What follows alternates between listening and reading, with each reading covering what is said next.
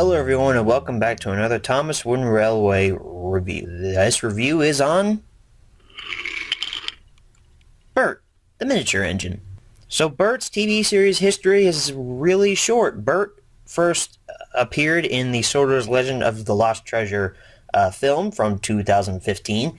It was the first time we'd ever gotten Audrey characters from the Railway series brought back into the TV series for the first time since the 90s, which was really awesome. And then most recently in season 20, Bert starred in the episode Tit for Tat, which was a Railway series adaptation from the book where he first appeared in. So Bert's model history also is not that long. He was introduced in 2015 to coincide with Sorcerer's Legend of the Lost Treasure, and at this point he has not been retired, although by the time I upload this he probably will be, so that's inaccurate information, maybe, probably, maybe it isn't, who knows.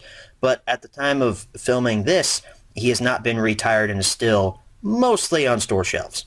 Interestingly, it says that Bert is a Toys R Us exclusive. However, isn't all Thomas Wooden Railway Toys R Us exclusive nowadays? Because Toys R Us is the only major retailer that sells Wooden Railway, unless you count Amazon, which my Bert came from Amazon. So he's really not a Toys R Us exclusive. But anyway, moving on from my little rant, let's get into the model. Right off the bat, Bert is extremely tiny compared to the original Mike model from 1990-something, probably like 1998 or something like that. He has been scaled down, and I, for one, really like this change. He actually looks like a small Railway character. I really like how Mattel went the extra mile and didn't just reuse the original Mike's mold. They actually went and created a new mold for Bert and 2015 Mike, which I don't own, to make them appear smaller. His face is really good. It really captures his TV series persona. I also really like the inclusion of the headlamp. There's his other side. You can see he's even got his nameplate up on his boiler there. And a little circle right there. Maybe that's a throwback to the original Mike, because he also had a circle underneath his cab window. There's his back. There's the top. Really like how his dome is also colored gold. They didn't have to do that, but they did. There's his bottom, Bert. Let's take a look at his date, 2012. Still, it's 2017, and they haven't updated the wheel dates. That is kind of frustrating, just a little bit. But again, I cannot express how much I really like the change that they made to make Bert and Mike appear smaller. However, one thing that could make it better is if they would put out Rex already. And of course I say that, and by the time I upload this, Rex might already be out, so yeah. If he is, then I'm complaining for nothing, but if he isn't, then I'm complaining for something. Let's look at his tender. Arsdale, painted blue like he is. It's pretty much the same mold as the original Mike tender.